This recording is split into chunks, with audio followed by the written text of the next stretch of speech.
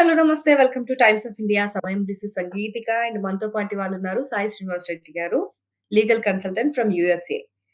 So, నమస్తే సాయి శ్రీనివాస్ గారు, ఎలా ఉన్నారు? ఆల్ గుడ్ అండి. మీరెలా ఉన్నారు? సూపర్ అండి. సూపర్. అదే మన విద్యార్థులే కొంచెం ఆందోళనలో ఉన్నారంతే. లైక్ ఇప్పుడు 4 ఇయర్స్ టైమ్ లిమిట్ ఏదో పెట్టారు గదా! సో, ఆ టైమ్ అవును. లిమిట్ పెట్టడం వల్ల మన విద్యార్థులకు అంత నిజంగా ఎఫెక్ట్ అవుతుందా? లేకపోతే అసలెందుకు పెట్టారు ఈ రూల్స్? అవి కొంచెం బ్రీఫ్‌గా చెప్పేసేయండి మన వాళ్ళకి. అంటే ద మెయిన్ ఒక చిన్న అంటే ఈ రూల్ అంటే ఏంటి అనేది ఫస్ట్ క్లియర్ చేస్తానండి అందరికి. So, okay. యూజువల్‌గా ఎవరైనా గాని అమెరికాకి ఎఫ్-1 వీసా మీద అమెరికాకొచ్చిన తర్వాత వాళ్ళకి I-94 అనేది ఒకటుంటదండి. అంటే which is like entry document. అంటే రిజిస్టర్ లాంటిది. అమెరికాలో నువ్వు ఎప్పుడు ఎంటర్ అయ్యావు, ఎప్పుడు ఎళ్ళిపోతున్నావు అనే ఒక రిజిస్టర్డ్ డాక్యుమెంట్‌ని I-94 అంటారు. So, okay. దాంట్లో ఏం జేస్తారంటే మిగతా వీసాలకందరికి టైమ్ ఫ్రేమ్ అనేదుంటదండి. అంటే నీకు 3 ఏళ్ల, 4 ఏళ్ల లేకపోతే 5 ఏళ్ల నువ్వెప్పుడు రిటర్న్ ఎళ్ళిపోవాలనేదుంటది. సో, కానీ స్టూడెంట్స్‌కి మాత్రం డీఎస్ అని ఉంటది. సో, డ్యూరేషన్ ఆఫ్ స్టాటస్ వరకు నువ్వు కంప్లీట్‌గా ఇండెఫినైట్ టైమ్ వరకు అంటే నువ్వు 100 ఏళ్లుండొచ్చు, 200 నువ్వు బతికినంత కాలం నువ్వు ఎఫ్-1 వీసా మీద అంటే స్టాటస్ మెయింటైన్ చేసేంత వరకు నువ్వు అమెరికాలో ఉండొచ్చు. అదే చిన్న ఒక లూప్ ఎఫ్-1 వీసా వాళ్ళకు. హుహు. నువ్వు అంటే సో, దాంట్లో ఇంకొకటేంటంటే 2000స్‌లో 1991లో వచ్చిన వాళ్ళు కూడా ఇప్పటికి కూడా ఎఫ్-1 వీసా మీద ఉన్నారండి. Oh my God! ఓకే. ఇంకా ఎఫ్-1 వీసా మీదే. అంటే అది దట్స్ ఎ అంటే మీనింగ్. అంటే ఎలా సింపుల్‌గా మీరు చెప్పాలంటే. చదువుకుంటూనే ఉన్నారా ఇంకా అప్పటి వరకు? ఇంక చదువుకుంటూనే ఉంటారు. అంటే ఇప్పుడు ఫర్ ఎగ్జాంపుల్ ఇప్పుడు నేను మొన్న మాస్టర్స్ కంప్లీట్ చేశాను. నాది 1 ఇయర్ ఓపీటీ అయిపోయింది. మళ్ళీ నేను కొత్త కోర్స్ తీసుకుంటాను. మళ్ళీ నేను కొత్త కోర్స్ అంటే ఇట్లనే కోర్స్ నువ్వు స్టడీస్ అనేది యాక్టివ్ ఉన్నంత వరకు నువ్వు జీవితకాలం అమెరికాలో ఉండొచ్చు. ఆ చిన్న లూప్ హోల్ ప్రకారం. ఓకే. లూప్ హోల్ అంటే కాదు. అది లీగల్ లూప్ హోల్ అది కంప్లీట్‌గా. రైట్. యాక్చువల్లీ ఇది బావుంది. ఇక్కడ సారీ టు డిస్టర్బ్ యూ. కాకపోతే చిన్న డౌట్. ఇప్పుడు చదువుకునేటప్పుడు ఉద్యోగం చేయకూడదు అనే ఒకటి రూల్ ఉంటుంది గదా! అవును. సో, ఈ ఎఫ్-1 పైన ఇన్నిన్నేళ్ళు వాళ్ళు ఉద్యోగం లేకుండా ఎలా సర్వైవ్ అవుతున్నారు? సో, యూజువల్‌గా అంటే ఉద్యోగాలు చేస్తుంటారండి నార్మల్‌గా.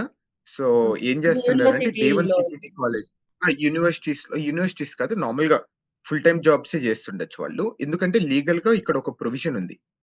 డే వన్ సీపీటీ కాలేజెస్ అని కొన్ని ఉంటాయి. అంటే డే వన్ సీపీటీ అంటే there is no particular day one CPT. అక్కడ ఒక ఆప్షన్ అనేది ఉంటది. కాలేజ్‌లో మీరు ఇన్ని కోర్సెస్ తీసుకోండి. మీరు ఇన్ని అవర్స్ మీరు చదువుకోవాలి. ఇన్ని అవర్స్ మీరు వర్క్ చేయాలి. అంటే మీరు వర్క్ చేసుకోవచ్చు. మీ పని మీరు చేసుకోవచ్చు. ఇన్ని అవర్స్ మీరు అప్పుడప్పుడు కాలేజ్‌కొస్తుండాలి. ఇన్ని అవర్స్ ఆన్‌లైన్ క్లాసెస్ తీసుకోవాలని కొన్ని కాలేజెస్ ఉంటాయి. ఆ కాలేజెస్‌లో మీరు ఎన్‌రోల్ అయిపోతే సో, ఇంక కంటిన్యూయస్‌గా మీరు ఇక్కడే లీగల్‌గా ఉండొచ్చు. సో, అదే దాని మీనింగ్. అంటే ఇప్పుడు ఫర్ ఎగ్జాంపుల్ ఇప్పుడు మీకు ఒక లాంగ్వేజ్ చదవాలనుంది. French language చదవాలనుంది.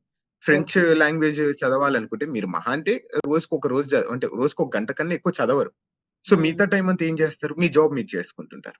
ఓకే. సో, ఆ కాలేజెస్ కొన్నుంటాయి. సో, ఆ కాలేజెస్‌లో కంటిన్యూయస్‌గా మన వాళ్ళు ఫుల్ టైమ్ ఎన్‌రోల్ అయిపోతా అట్లనే 20, 30 సంవత్సరాలు ఉండిపోతారు. And one of the interesting fact ఏంటంటే 2000 నుండి 2010 లోపు ఎఫ్-1 వీసా మీద అమెరికాకొచ్చినోళ్ళు ఇప్పటి వరకు 2100 మందున్నారంట. ఎఫ్-1 వీసా మీదనో. అంటే 2000 అరౌండ్ 2000-2010 లోపు వచ్చిన ఎఫ్-1 వీసా మీదున్నోళ్ళు ఇప్పటికి గూడా కంటిన్యూయస్‌గా అట్లనే ఉంటున్నారు అమెరికాలో ఎఫ్-1 వీసా మీదనే. 20, యూ కెన్ 20 అండర్‌స్టాండ్. ఇయర్స్ అంటే అసలు 2025 యాహ్! యాహ్! అంటే ఆల్‌మోస్ట్ ఇంక సిటిజన్‌షిప్ లేకపోయినా అమెరికాలో ఉండిపోవచ్చు అన్న ఒక కాన్సెప్ట్ ఉంటుంది గదా! ఆ! సో అంటే ద మెయిన్ ఇంటెన్షన్ అతను గూడా ఏం జెప్తున్నాడంటే, సో అంటే policy it's not about like అంటే మనం అగెయిన్స్ట్ ఫర్రా అనే దాని గురించి పక్కన బెడితే, పాలిసీలో ఆర్గ్యుమెంట్స్ అనేది కొన్ని ఉంటాయి. అంటే ఎందుకు మేము ఇది ఇంప్లిమెంట్ చేస్తున్నాం? ఎందుకు ఇంప్లిమెంట్ చేయగూడదనేది కూడా ఉంటది. సో ఎందుకు ఇంప్లిమెంట్ చేస్తున్నామంటే ఇదే రీజన్ జెప్తున్నారు. ఏంటంటే ఎఫ్-1 వీసా అనేది నాన్ ఇమిగ్రెంట్ వీసా. మీరు జస్ట్ ఆ పర్టిక్యులర్ పీరియడ్ ఆఫ్ టైమ్‌కి మేమిస్తున్నాం. మీరు చదువుకొని మీరు రిటర్న్ ఎళ్ళిపోవాలి. So, okay. అది అట్లని మీరెక్కడే గాని ఉద్యోగం చేయాలని ఎఫ్-1 వీసా మీద లేదు. ఇక్కడే పర్మనెంట్ సెటిల్ కావాలని ఎఫ్-1 వీసా ఎక్కడ చెప్పడం లేదు. జస్ట్ మీరు చదువుకోవాలి, ఎళ్ళిపోవాలి. కానీ కొంతమంది ఇది మిస్‌యూజ్ చేస్తున్నారు. దీన్ని కట్టెలు చేయడానికి మేమిదంతా ఈ ఫిక్స్డ్ పీరియడ్ అనేది తీసుకొనొస్తున్నాం అని చెప్తున్నారు. ఈ రూల్ అయితే తీసుకొచ్చారు గానీ 4 ఇయర్స్‌లో ఇప్పుడు ఆల్రెడీ ఉంటున్న వాళ్ళ పరిస్థితేంటి? మన వాళ్ళెవరైనా అమెరికాకొచ్చేవాళ్ళు ఒక కోర్స్ తీసుకొని వాళ్ళు 4 ఇయర్స్ లోపు అయిపోయే కోర్సే తీసుకోవాలా? లేకపోతే ఆహ్, 4 ఇయర్స్ తర్వాత వాళ్ళు ఉంటే పరిస్థితేంటి? అంటే సినారియోస్ ఎలా ఉండబోతున్నాయి ఇన్ ఫ్యూచర్? సో, అంటే ఇది మాత్రం ఇంకా కొంచెం అన్‌సర్టెన్ గానే ఉంది. అంటే ఎందుకంటే ద సో, వాళ్ళేం చెప్తున్నారంటే it doesn't apply to the అంటే మాలాంటోళ్ళకి ఇప్పుడు అప్లై కాదు అనుకుంటున్నాను నేనైతే ఐయామ్ ప్రిటీ ష్యూర్. అంటే నేను ఒకేళ మళ్ళీ ఇండియాకెళ్ళి మనం రిటర్న్ వచ్చేటప్పుడు ఇదేమన్నా నా మీద ఇంప్లిమెంట్ చేస్తారో లేదో అనేది మనం ఫ్యూచర్‌లో ఆహ్, తెలుసుకోవచ్చు. ఇంకా 1 ఇయర్ టైమ్ పడతది. మినిమమ్ ఎట్లా కాదనుకున్నా ఇప్పుడు ఈ పబ్లిక్ కామెంట్ స్టేజ్‌లో ఉంది. ఇది కొంచెం ఇంప్లిమెంటేషన్ దీని తర్వాత అంటే మళ్ళా వాళ్ళకి రివ్యూ కానీ, మళ్ళీ దాని తర్వాత మళ్ళా ఇది ఇంప్లిమెంటేషన్ కావాలంటే మినిమమ్ ఎట్లా కాదనుకున్నా so, March next year March time పడేటట్టుంది. సో, అంటే దీని గురించి మనం ప్రిడిక్ట్ చేయలేమండి. అండ్ వన్ మోర్ థింగ్ ఇక్కడ ఏమని చెప్తున్నారంటే మీకు 4 ఇయర్స్ వరకు వీసాస్ ఇస్తారు. అంటే ఓకే. Maximum limit. అంటే మాక్సిమం 4 ఇయర్స్. అంటే మీకు 1 ఇయర్ ఇవ్వచ్చు, 2 ఇయర్స్ ఇవ్వచ్చు, లేకపోతే 4 ఇయర్స్ ఇవ్వచ్చు. ఏదైనా ఇవ్వచ్చు. సో, ఏమైతదంటే నువ్వు కంట్రీ‌లోకి ఎంటర్ అయిన వెంటనే నీకు 2 ఇయర్స్ వరకి నీకు వాలిడిటీ ఇస్తారు. అంటే నీ కోర్స్ ఎంత టైమ్ ఉంటది? I-20లో ఎంత ఎంత టైమ్ ఉంటది? అంత టైమ్ వరకి నీకు వాలిడిటీ ఉంటది వీసా. ఓకే.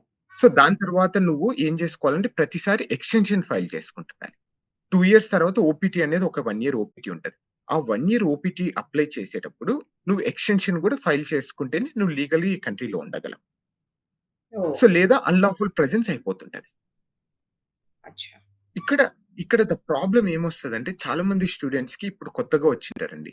అంటే ఇప్పుడు నాలాంటి వ్యక్తే ఉంటారు. So, because I'm from law background కాబట్టి సో, మాకు కొంచెం ఒక మంచి అటార్నీస్‌తో గాని, వీళ్ళతో కొంచెం మంచి ఒక రిలేషన్ అనేది ఏర్పడుతుంటది. మేము చదువుకున్నప్పటి నుండి కానీ, లేకపోతే మేము ఇండియా నుండి ఇక్కడికొచ్చేటప్పటికి కానీ. సో, మాకు how to fill the forms కానీ, మేము ఎలా రాయాలి? సో, మేము ఎలా ఇవన్నీ అప్లై చేయాలని మాకు ఈజీగా గైడ్ చేయగలుగుతారు. లేకపోతే మేము ఈజీగా చేసుకోగలం. మేము ఎందుకంటే దాని మీదే మేము ప్రాక్టీస్ చేస్తుంటాం కాబట్టి. So, okay. What about the other people? ఇప్పుడు ఫర్ ఎగ్జాంపుల్ మీరే వచ్చారు. So, you are completely from the non law background.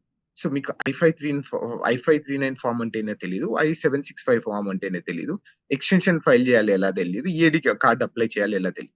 For example me course ఒక 9 మంత్స్ ఉందనుకోండి. 9 మంత్స్ తర్వాత ఒక 1 ఇయర్ జాబ్ చేయాలి. సో, మీరు అప్లై చేస్తారు? ఎవరు గైడ్ చేస్తారు? అనేది కూడా చాలా కొంచెం కన్‌ఫ్యూజింగ్ అనేది క్రియేట్ అయితుంది.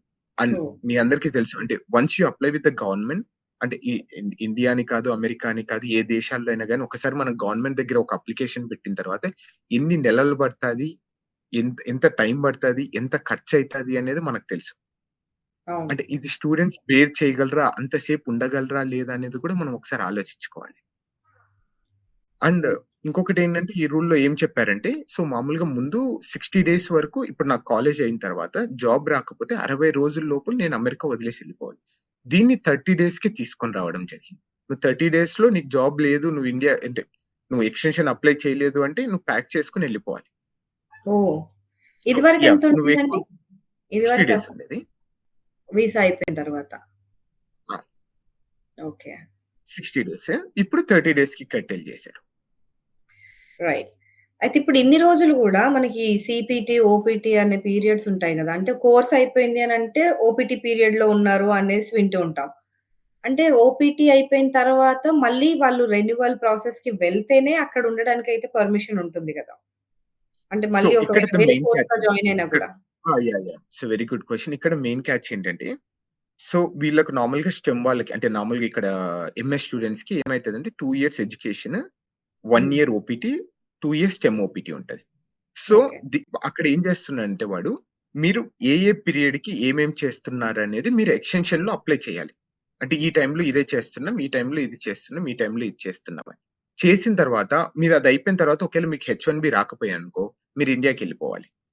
ఓకే. సో, నువ్వు ఎక్స్‌టెన్షన్‌కి అప్లై చేసినప్పుడు వాడికి ట్రిగ్గర్ అయితది. ఓకే. వీడు ఇండెఫినెట్‌గా ఉండడానికి ట్రై చేస్తున్నాడు.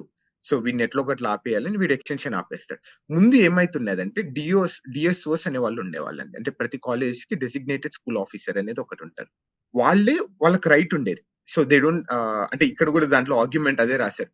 సో, డీఎస్ఓస్ అనేవాళ్ళు ఎక్కడే గాని ఇమ్మిగ్రేషన్ లా గాని డీఎస్ఓస్ అనేవాళ్ళు బ్యూరోక్రాట్స్ కాదు. ఒక నాన్ ఇమ్మిగ్రేట్‌ని కంట్రీలో ఇండెఫినెట్ పీరియడ్‌గా ఉంచడానికి సో, అది ఎవరి రైట్? అది government right, bureaucrats right. So, school వాళ్ళు ఎవరు డిసైడ్ చేయడానికి ఇతను ఇక్కడ ఉండాలా? లేదా? అనేది మేము డిసైడ్ చేస్తాం అనేది ఇప్పుడు మా చేతిలోకి మేము తీసుకుంటున్నాం అని చెప్తున్నారు వాళ్ళు. ఓకే. సో, ఇన్ని రోజులు ఎఫ్-1 వీసా పైన ఎక్కువ కాలం ఉంటుంది. ఆ డీఎస్ వల్ల. డీఎస్ఓస్ ఎస్ఓస్ వల్ల. డిసైడ్ చేస్తారు. ఓకే. So, yeah! సో, ఇప్పుడు ఆ రైట్ నౌ ప్రివిలేజ్ అనేది లేదింకా. డీఎస్ఓస్ చేతుల్లో ఏమి అది లేదు కాబట్టి, సో, కంప్లీట్‌గా ఇమ్మిగ్రేషన్ లా అథారిటీ ప్రకారం వెళ్ళాలి. ఆ! ఆ! లా 30 ప్రకారం అంటే మేము డిసైడ్ చేస్తాం అంటారు ఇప్పుడు. ఓకే. ఓకే. అండ్ ఇక్కడ అంటే ఇక్కడ one of the most interesting fact ఏంటంటే ఇది ఎంత వరకు నిజమో తెలీదు. నాకైతే తెలీదు. But the arguments on the policy నేను చెప్తున్నాను. 2000 అంటే 9/11 అటాక్స్ అనేది జరిగాయి 2001లో ఇక్కడ ఈ వరల్డ్ ట్రేడ్ ఆర్గనైజేషన్స్ మీద మీకు గుర్తుకుందో అవును. లేదో. అవునవును. సో ఆ టైంలో టెర్రరిస్టులు యూఎస్ఏకి ఎంటర్ అయిండేది ఎఫ్-1 వీసా మీద. ఓకే. యాహ్! సో అంటే ఓకే. వాళ్ళ మీద వీళ్ళకి అథారిటీ లేదు. ఇప్పుడు ఫర్ ఎగ్జాంపుల్ ఇప్పుడు హెచ్-1బీలో వచ్చినా గాని, మీరు బి-1లో వచ్చినా గాని ఏమైతదంటే, సో మీ మీద ట్రాకింగ్ అనేది ఉంటది. అంటే హ్మ్. మీరు ఏం చేస్తున్నారు? ఒకవేళ మీరు దొరక్కపోయినా గాని, మీరు తప్పు చేసి ఈరోజు దొరక్కపోయినా గాని, రేపు పొద్దున్న మీరు ఎక్స్‌టెన్షన్‌కి అప్లై చేసినప్పుడు మీరు దొరికిపోతారు. హెచ్-1బీ మీద గాని, లేకపోతే వివిధ ఎల్-1 వీసా మీద గాని, ప్రతి 3 ఇయర్స్ తర్వాత మీరు ఎక్స్‌టెన్షన్‌కెళ్ళినప్పుడు ఎక్కడో చోట దొరికిపోతారు. అంటే ఇప్పుడు సంగీత గారు ఇక్కడ ఇది చేశారు. సంగీత గారు అక్కడ చేశారని ఇది తెలిసిపోతది. కానీ oh! With respect to the students వీళ్ళకి ఎక్కడే గాని ఎక్స్‌టెన్షన్ గాని మాకు గవర్నమెంట్ ఏం పనుండదు. Only okay. మేము ఈఏడీ కార్డ్ కోసం అప్లై చేసినప్పుడు ఒకటి అంటే దానికి కూడా స్టూడెంట్ రికార్డ్స్ కానీ, క్రిమినల్ రికార్డ్స్ కానీ ఎక్కడ చెక్ చేయరు. సో, అట్లా వీళ్ళు కొంచెం ఆలోచిస్తున్నారు. అంటే ఇప్పుడు 9/11 టెర్రరిస్ట్ అటాక్స్ ఎఫ్-1 వీసా మీద వచ్చారనే ఒక క్లెయిమ్స్. అట్లనే ఇంకొక వివిధ ఆర్గ్యుమెంట్స్ ఏంటంటే చైనీస్ స్టూడెంట్స్ వచ్చినప్పుడు వీళ్ళు గూఢాచారి అంటే ఇక్కడ everyone will be dependent on the Chinese communist party మీద వస్తుంటారు.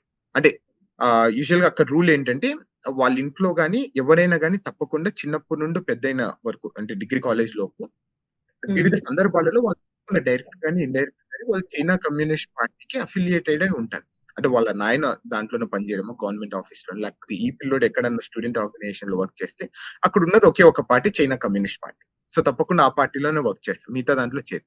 సో, ఇక్కడ కొన్ని క్లెయిమ్స్ ఏంటంటే కొంతమంది చైనీస్ స్టూడెంట్స్ ఇక్కడికొచ్చేసి కొంచెం టెక్నాలజీ చదివింటారు గదండీ! బయోటెక్నాలజీ గాని, లేకపోతే కొంచెం క్రిటికల్ సబ్జెక్ట్స్ చదివి అది కొంచెం ఆ సీక్రెట్స్‌ని మళ్ళా వాళ్ళ దేశానికి తీసుకెళ్ళిపోతున్నారని కొన్ని క్లెయిమ్స్ ఉన్నాయి. ఓకే. స్టూడెంట్స్ మీద. అట్లనే స్టూడెంట్స్ మీద గూడా కొంతమందిని అరెస్ట్ చేసి వాళ్ళని వీసా గూడా రివోక్ చేయడం జరిగింది కొన్ని సందర్భాలలో. అవును. సో, రీసెంట్‌గా ఇవన్నీ 6,000 వీసాలు రివోక్ చేసిన దాంట్లో గూడా ఇలాంటి రీజన్స్ ఉన్నాయి. ఒక 2, 300. ఆహ్, ఆహ్, one of the main reason అది. యాహ్! సో, ఇలాంటి కొన్ని కండిషన్స్ ద్వారా మేము ఈరోజు ఈ ఫిక్స్డ్ టైమ్ లిమిట్ అనేది తీసుకొని రావడం వల్ల, వీళ్ళ మీద కొంచెం ఓవర్‌సైట్ అనేది ఉంటది. వీళ్ళేం చేస్తున్నారు, వీళ్ళేం చేయకూడదు అనేది మేము క్లియర్‌గా తెలుసుకోగలము. వీళ్ళు అన్‌ఆథరైజ్డ్ వర్క్ అంటే పార్ట్ టైమ్స్ చేస్తున్నా గాని, మాకు వీళ్ళెక్కడే గాని దొరకడం లేదు. So, because of these conditions అని చెప్తున్నారు. ఓకే. సో, ఇప్పుడు కంప్లీట్ యాహ్! స్క్రూటినీ అనేది ఎప్పటికప్పుడు ఉంటుంది ప్రతి ఒక్క స్టూడెంట్ పైన గూడా. సో, మన ఆ! వాళ్ళు ఎలా అంటే ఇప్పుడు ఎక్కువ శాతం ఎళ్ళేది యూఎస్‌కెళ్ళి చదువుకునేది 70% ఇండియన్ స్టూడెంట్సే. So, US is like biggest dream for every Indian student అంటే చాలా మందికి. సో, మరి వీళ్ళందరూ ఇప్పుడు ఈవెన్ ఇండియన్ మీడియా కూడా చాలా వరకు భయపెట్టేస్తుంది. లైక్ ఒక టైమ్ లిమిట్ పెట్టేసిర్రు. ప్రెషర్ ఉంటది. ఒత్తిడి ఉంటది. 4 సంవత్సరాలంటే ఒక స్టూడెంట్ ఏం చేసుకొనొస్తాడు? జాబ్ రాకపోతే ఎట్లా? మళ్ళీ వీసా క్యాన్సెల్ అయిపోతదా? ఇంకా మళ్ళీ ఇండియాకొచ్చేయడమేనా? అక్కడసలు జాబ్ రాదా? అనేది గూడా ఉన్నాయన్నమాట. సో, ఈ అనుమానాలన్నిటిని కొంచెం మీరు నివృత్తి చేయాలి. అంటే అండి. ఇప్పుడు అంటే ఇండివిడ్యువల్ పర్స్‌పెక్టివ్‌లో ఆలోచిస్తే తప్పకుండా నేను గూడా ఐయామ్ ఎన్ ఎఫెక్టివ్. అంటే నేను గూడా తప్పకుండా ఈ రోజు కాకపోయినా రేపు కూడా ఎఫెక్ట్ అయిపోతాను. కానీ గవర్నమెంట్ సైడ్ నుండి ఒకసారి గూడా అంటే గవర్నమెంట్ సైడ్ ఆర్గ్యుమెంట్స్ మనం చేయాలి ఎప్పుడైనా గాని. అంటే ఎందుకంటే హ్మ్. అది ప్రజలకు అర్థం గావాలి. ఫిక్స్డ్ టైమ్ పీరియడ్ అనేది ఎందుకు తీసుకుంటున్నారు? ఇక్కడ ఆ చిన్న లూప్‌ని వాడుకుంటున్నారు. విపరీతంగా ఎక్స్‌ప్లాయిట్ చేస్తున్నారు అనే ఒక రీజన్‌తో వీళ్ళు ఇదనేది తీసుకొనొస్తున్నారు. అంటే ఏ దేశానికైనా వచ్చిన తర్వాత నాన్ ఇమ్మిగ్రెంట్ వాళ్ళ ఇండెఫినిట్ పీరియడ్ ఆఫ్ టైమ్ ఇక్కడికి ఉండడానికి హక్కు లేదు ఎవరికే గాని. ఒక వీసాలో నువ్వు జీవితకాలం నువ్వు ఆ వీసాలో ఉండేసి నేను చచ్చిపోయేంత వరకు ఇక్కడే ఉంటానంటే no one is going to allow us. వాళ్ళు అది ఎప్పటినుండో ఉంది. అంటే ఈరోజు మనకు కొత్తగా ఉంటుంది కాబట్టి మిగతా దేశాల్లో అట్లనే ఉన్నాయి గదండీ. Every country duration of status ఉండదు. వాళ్ళకి పర్టిక్యులర్ టైమ్ ఫ్రేమ్‌లో వాళ్ళు చదువుకోవాలి, జాబ్ చేయాలి, ఎళ్ళిపోవాలి. కానీ అమెరికాలో ఆ చిన్న ఒక లూప్ అనేది ఉంది. ఎందుకంటే ఇక్కడ అంటే కాలేజెస్‌ని అట్రాక్ట్ చేయడానికి కానీ, లేకపోతే కాలేజెస్‌కి విపరీతమైన ఇన్‌కమ్ వస్తుంది. దాన్ని ఆపకూడదు అనుకోని వివిధ కంట్రీస్ అంటే ఆ రోజున్న గవర్నమెంట్స్ కానీ అట్లనే ఉన్నాయి. కానీ what the current administration is doing which is opposite completely. అంటే వీళ్ళు అంటే ఎప్పుడు మాట్లాడినా కానీ when ever they speak about this national security అనే ఒక రీజన్ తీసుకొనొస్తున్నారు. ఆ నేషనల్ సెక్యూరిటీ అనేది రీజన్ తీసుకొనొచ్చిన తర్వాత ఎవరే గాని కౌంటర్ ఆర్గ్యుమెంట్స్ అనేది ఎవరు చేయలేం. ఈవెన్ నేను గూడా చేయలేను. అంటే నీకు దేశ భద్రతకే హాని కలిగిస్తున్నారు అని చెప్పిన తర్వాత, how can you say like మేము కలిగించడం లేదు. మేము అది చెప్పలేం మనం. ఎందుకంటే వాళ్ళు first the country comes first.